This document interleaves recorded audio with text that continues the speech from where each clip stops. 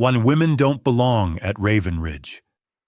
That's what three cadets sneered before they sent Lieutenant Avery Hale tumbling down a stairwell at the Raven Ridge Military Academy. What they didn't realize was that her grandfather once wore 4 stars on his shoulders. Her father gave his life earning a silver star, and Avery had lived through far worse than a shattered wrist and cracked ribs. When 3 generals arrived 72 hours later, sealing every gate behind them, those cadets discovered the hard way that certain families don't forget. They remember. Avery Hale was 26, sitting in a stark hospital office on base, her wrist locked in a cast, and her ribs bound tightly under her uniform. Every breath stabbed, but she kept her expression steady as the military police investigator across the desk asked her to recount what had happened 3 days earlier at Raven Ridge. She'd graduated from the academy just 2 years ago, commissioned as an infantry officer, served a tour in Karash province, and had been chosen to return as a tactical officer overseeing 4th-year cadets. One of the youngest on post and among the few women in that position, her mission was to mentor, evaluate, and uphold standards. It was meant to be an honor. Instead, it turned into another battle for the respect she thought she'd already earned. Avery grew up at Fort Ashland, the daughter of a Special Forces captain who was killed when she was 14. Her grandfather, retired General Colin Hale, was a legend whose commands and decisions had shaped decades of military policy, his name still opening doors long after he'd hung up his uniform. Wherever you're watching from, drop a comment below. And if stories like this matter to you, hit subscribe to Old Bill's Tales. Avery's father had taught her to shoot when she was 10, taking her to the range on weekends, showing her how to breathe, adjust for wind, and treat every weapon with respect. He never once said she was too small, too young, or too fragile. He simply showed her the work and expected perfection. When he was killed in Karash province, she stood at his funeral and vowed to finish what he'd begun. Raven Ridge was relentless. It broke anyone who came thinking they were already tough.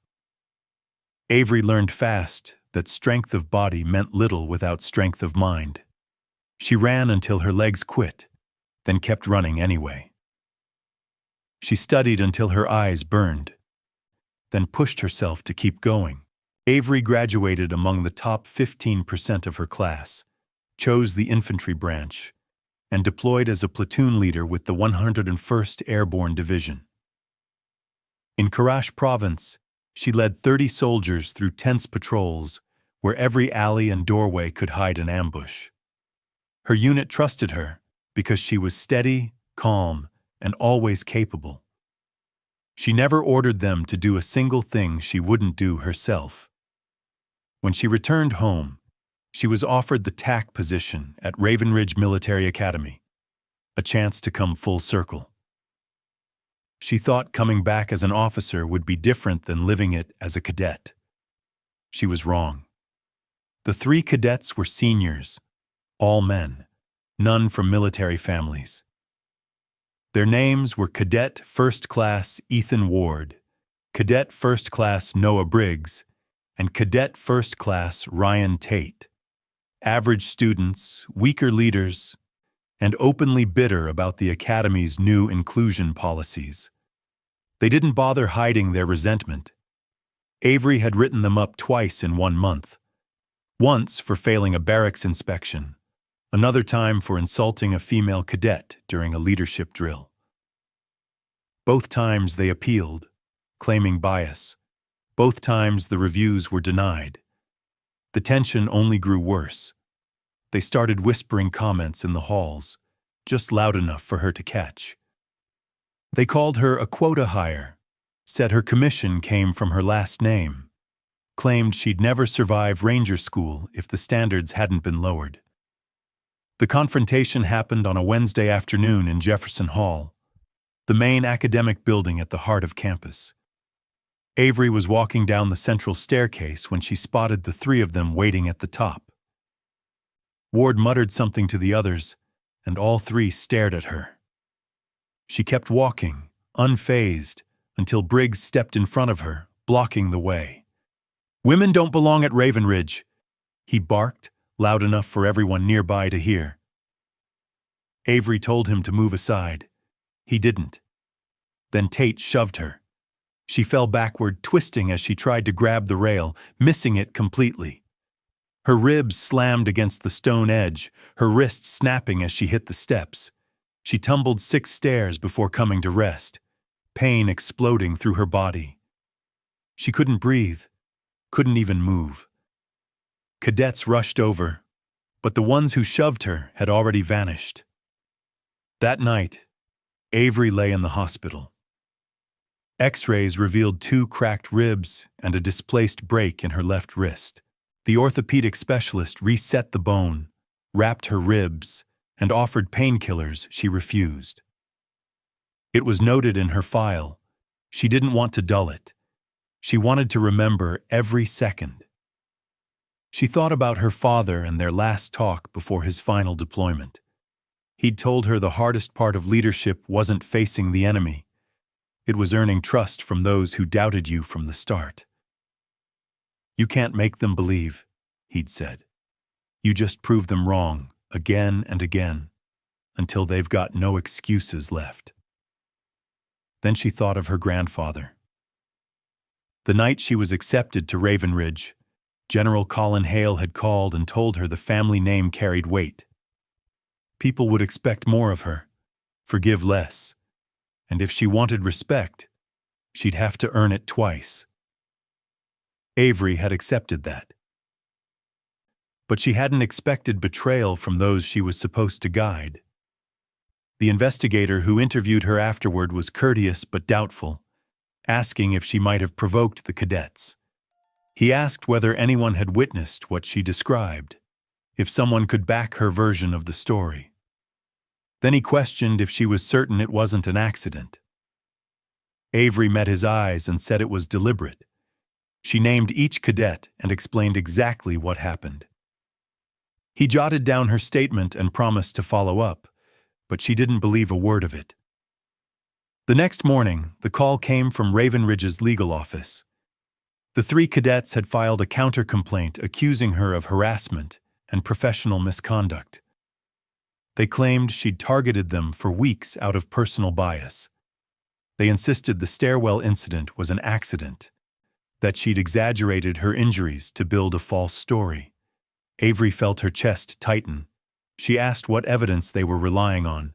The officer said they had statements from other cadets and were launching a full review. They even had her own reports and disciplinary emails. Proof, they claimed, of her supposed hostility. Her own documentation was being twisted against her. The legal officer explained that the investigation could last weeks, maybe months. Until it was over, she'd be moved to administrative duties and ordered not to contact the accused cadets. Avery called her grandfather. She didn't want to, but she had no options left. General Colin Hale answered on the second ring. Avery laid it all out, every detail, every fact, without tears, without emotion. The same way she'd deliver an after-action report. He stayed silent for a long moment. Then he said 3 words. "I'll handle it." The next morning, a black SUV rolled through the Raven Ridge gates. 3 men in civilian suits got out and walked straight into the superintendent's office. No appointment, no warning.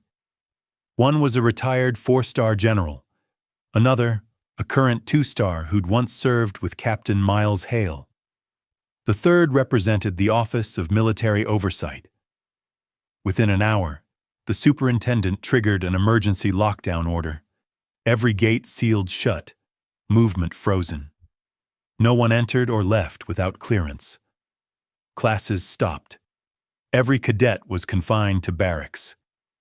Within 48 hours, the investigation team had gathered surveillance footage, phone logs, and witness statements. They uncovered exactly what Avery already knew. The attack wasn't spontaneous. The cadets had planned it for weeks. Text messages showed them mocking her, scheming ways to drive her out. Security footage captured them waiting at the top of the stairwell, blocking her path, and pushing her intentionally. The chain of custody was airtight. Phone data had been lawfully seized. The proof was overwhelming. Within days, the 3 cadets were taken into custody by military police and marched off campus in handcuffs. Their commissioning was revoked, and they were administratively separated pending court-martial. Their families tried to intervene, hiring lawyers, calling it a misunderstanding, but none of it mattered. Formal charges were filed under the Uniform Code of Military Justice: assault, conduct unbecoming, and conspiracy to obstruct justice. Full proceedings were set in motion. Avery was summoned to the superintendent's office, where the 3 generals awaited. Her grandfather wasn't there. General Colin Hale had deliberately stayed out of it, allowing the academy to handle everything without the shadow of his influence. The superintendent, a 3-star general, gave no vague speech.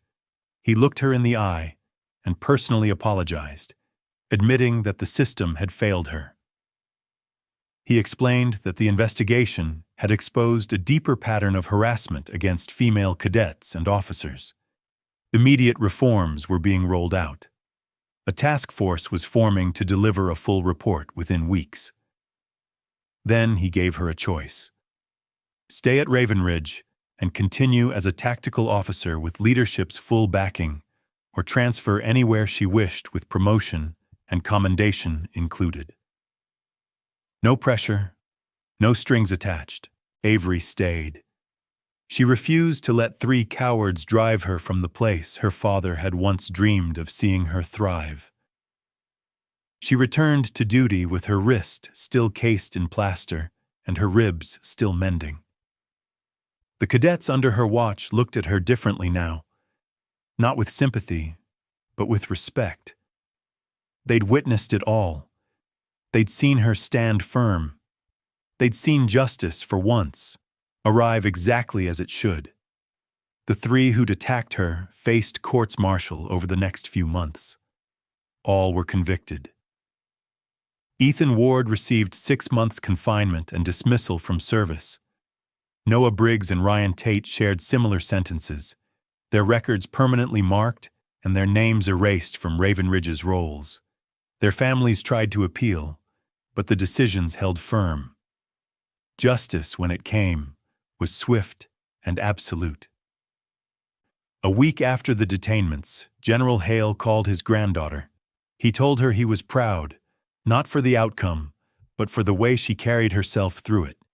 He said her father, Captain Miles Hale, would have been proud too. She thanked him, though she no longer needed validation. She'd proven something to herself. She belonged, not because of her lineage, but because she had earned it. So she kept showing up, leading, teaching, doing the work. And every time a young woman in uniform passed her in the hallway and offered that silent nod of respect, Avery remembered her father's lesson: prove them wrong again and again until they run out of excuses.